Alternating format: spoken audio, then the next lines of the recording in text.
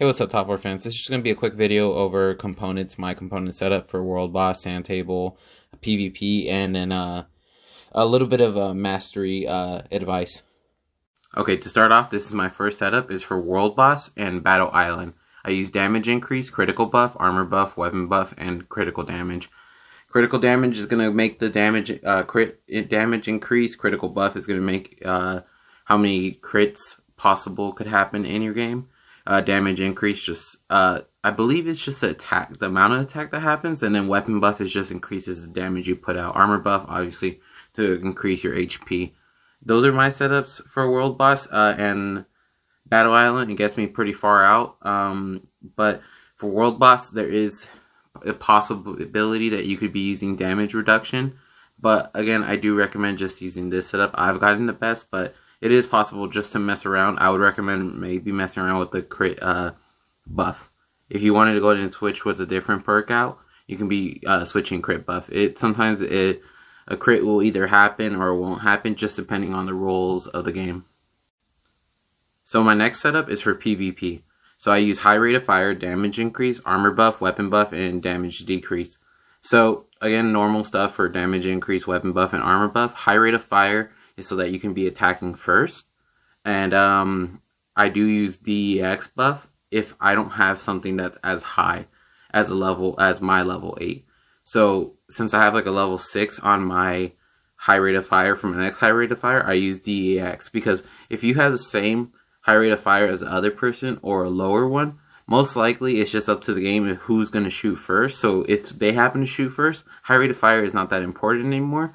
So you're better off with the more likely to dodge an attack than just maybe there's a chance that you would get to hit first. But I do have it with my first one, but for Navy I go ahead and use the EX buff. Damage decrease is just again so you can survive longer. If you can survive longer, there's a possibility that you can still win the game. Okay, so for my last setup is for Sand Table. I use 2 certain heroes, but I do use damage increase, weapon buff, critical buff, and crit damage, and hit. Now hit I'm just experimenting with right now. I'm not too sure exactly how valuable it is to the component setup, but I am using this hero and I'm using Simon. With her you're able to go ahead and get some of the damage back from the enemy and shoot it back to the world boss, or to that enemy boss.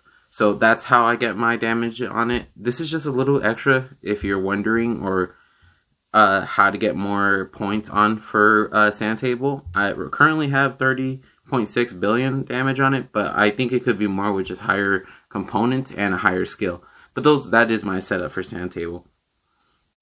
So for my last thing, we do have other components that are just sitting there that I don't really use, such as this invincible one, and then hitting as well, this hit component. I do use the hit component for Sand Table, but I don't find it as important, so I use these to go ahead and do mastery.